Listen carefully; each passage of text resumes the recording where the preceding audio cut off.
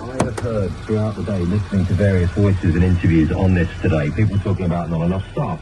When there is staff, it's an experience. They don't retain enough staff. People are leaving because they're not, finding it a job they want to carry on doing. People talking about it being a bureaucratic nightmare. Prison Minister earlier talking about reams of paper being used and the need to move towards digitisation. But, to change any of that requires investment, doesn't it? It requires resources, and it doesn't feel like any of that is going to be coming anytime soon because of all of the other pressures we've got of public services and such like, and how much we know how tight money is at the moment.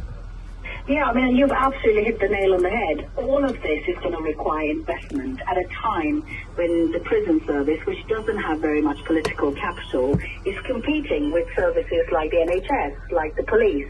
And it is very difficult to justify proportionately putting resources in a system that nobody really cares about. But when you start...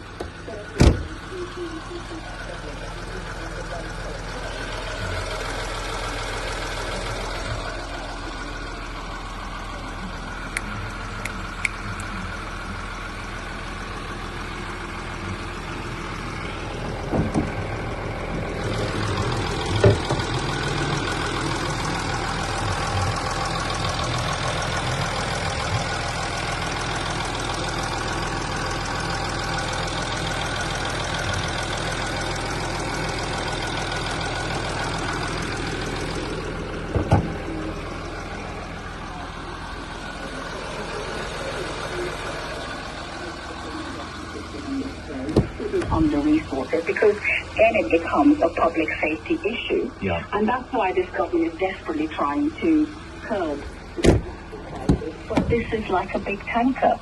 It's not going to be something that's going to be fixed overnight. It is going to require some patience and some political forgiveness for the errors that will happen in the meantime.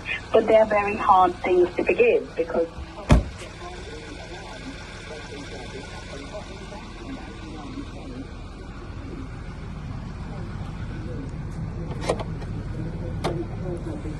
they have a big impact. Yeah, thank you. Appreciate it. Here's Sinha, former prison governor and the chief executive of the Prison Reform Trust. It's a topic we'll turn to after 5 o'clock if you want to contribute. 85058. It's 24 minutes past 4. It's right. No, more than 700.